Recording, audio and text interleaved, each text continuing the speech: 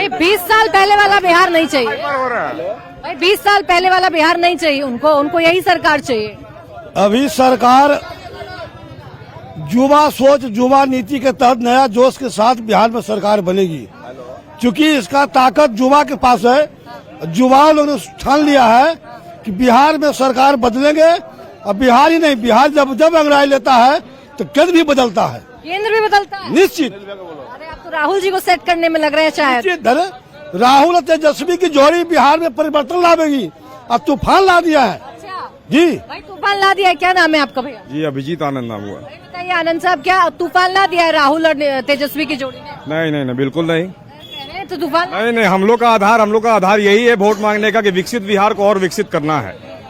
ठीक है, चाहे शिक्षा के क्षेत्र में हो, चाहे महिला सशक्तिकरण के क्षेत्र में हो, किसी भी क्षेत्र में हो, हम लोग विकास को आधार मान के वोट मांगने का काम कर रहे हैं।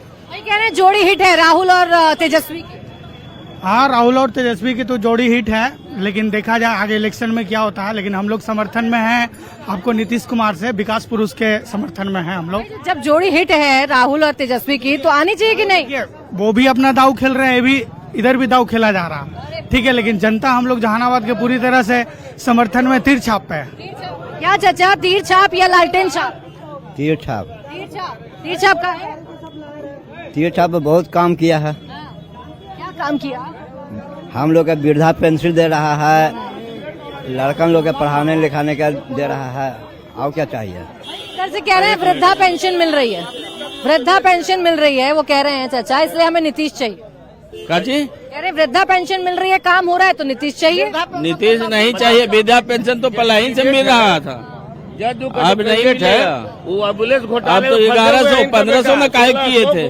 तेजस्वी जी कहे तब न हुआ, फिर तेजस्वी जी का सरकार का मामला है, यहाँ पलायन रोकने का मामला है। और ये जो सवाल हो रहा है कि नौकरी कहाँ से देंगे, पहले वो जाकर एसएसबी प्रधानमंत्री से ये सवाल करे कि जो 1 करोड़ युवाओं को रोजगार देना था वो कहाँ गया, 2 करोड़ युवाओं को रोजगार देना था वो कहाँ गया, बिहार को विशेष राज्य का दर्जा। सही कह रहे हैं। बिहार से युवा गुजरात जाने के लिए नहीं पैदा लिया है, बिहार का युवा बिहार में नौकरी करेगा।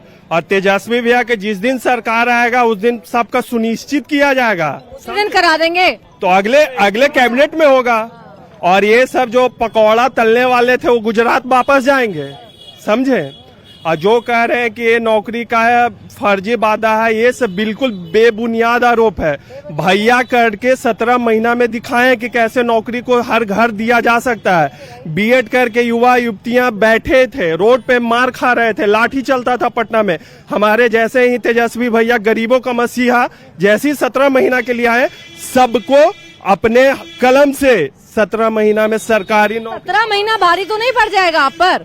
इनके पास बस कहने के लिए वही 17 महीना है। और ये इतने बड़े एहसान फरामोश हैं कि जो घर में खुद तेजस्वी यादव जो घर में खुद बेरोजगार बैठे थे, जिसे माननीय बिहार के मुख्यमंत्री ने रोजगार देने का काम किया और उप मुख्यमंत्री जैसे माननीय पद से सुशोभित करने का काम किया, हमारे बड़े भाई संजय भैया उनको बार बार पलटू राम बोल रहे हैं। तो इनकी संस्कार इनकी भाषा हो सकती है, पहली चीज। दूसरी चीज, यह चुनाव है, चुनाव में अपनी मंशा अपनी विजन को लेकर आएंगे।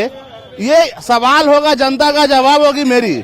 और ये सवाल और जवाब के बीच का जो फासला है वो 11 तारीख को आम आवाम अपनी मतों से उसको कैन करेगी। लेकिन आप यहाँ डिबेट में देख रहे हैं कि मैं बोलूं तो ठीक, लेकिन उसको नहीं बोलना है। मेरी मर्जी अच्छी, उसकी मर्जी अच्छी नहीं। ये लोकतंत्र की खूबसूरती है कि यहाँ 1 वोट से लेके 1000 वोट वाले समानांतर होते हैं। लेकिन इनका जो ये रवैया है ना कि मैं सही बाकी सब खराब, ये इन्हें आने वाले चुनाव 11 तारीख को आम आवाम की जो वोट है वो बताए।